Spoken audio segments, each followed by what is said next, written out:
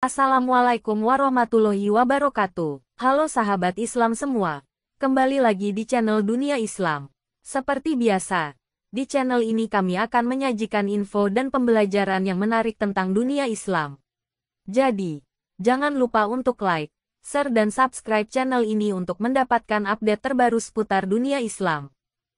Sejarah Islam mencatat nama Abdullah bin Ummi Maktum Ra, sahabat Nabi yang tidak bisa melihat dengan indera penglihatan alias buta sejak lahir ini dengan tinta emas. Abdullah merupakan salah satu sahabat senior dan termasuk di antara Ashabikunal Awalun atau orang-orang yang pertama memeluk Islam dan juga merupakan sepupu dari istri Rasulullah, Khadijah binti Khuwailid dari jalur ibu. Sebagai salah satu orang pertama yang mengimani Islam, sudah pasti beliau juga termasuk salah seorang sahabat yang mengalami banyak persekusi oleh kaum musyrikin di Mekah. Di balik kebutaannya, Abdullah tetap rajin memanfaatkan waktunya untuk menimba ilmu tentang Islam. Bahkan sekalipun ia buta, ia tidak pernah meninggalkan salat berjamaah di masjid. Hingga tiba pada suatu waktu, Abdullah datang menemui Rasulullah Shallallahu Alaihi Wasallam. Ia ingin meminta izin pada beliau untuk tidak menghadiri jamaah salat subuh lantaran tidak ada yang menuntunnya ke masjid.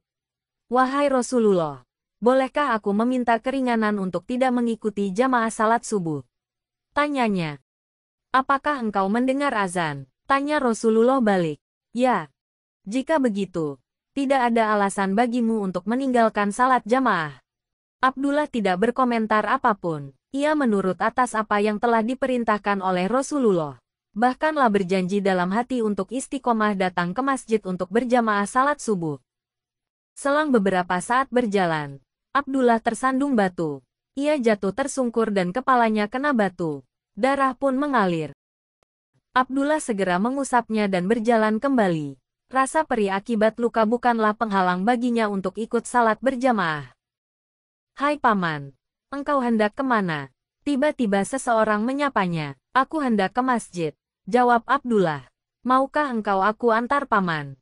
Aku akan menungguimu dan mengantarmu pulang nanti. Terima kasih. Engkau baik sekali. Jawab Abdullah senang. Ia bersyukur karena Allah mengirimkan penolong baginya.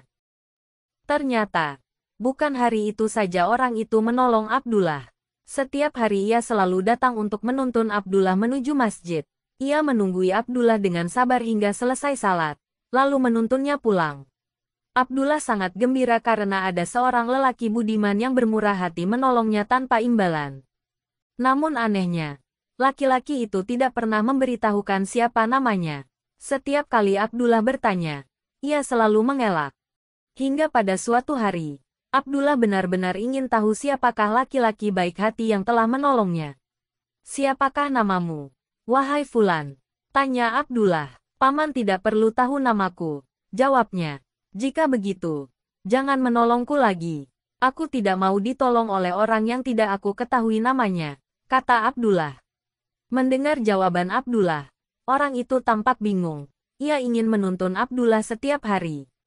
Baiklah, aku katakan siapa aku. Sebenarnya aku adalah iblis, sahut lelaki itu. Untuk apa engkau menolongku? Bukankah pekerjaanmu adalah menghalangi kebaikan? Tanya Abdullah. Masih ingatkah engkau saat pergi ke masjid lalu engkau tersandung batu dan berdarah? Tanya iblis. Ya, aku masih ingat, jawab Abdullah. Aku mendengar malaikat mengatakan bahwa separuh dosamu telah diampuni karenanya. Aku tidak mau engkau terjatuh lagi hingga habislah dosamu diampuni semuanya. Abdullah terkejut. Rupanya lelaki budiman yang menolongnya adalah iblis yang tak rela dosa-dosanya diampuni semuanya. Itulah iblis. Tidak pernah senang hamba Allah mendapatkan ampunannya.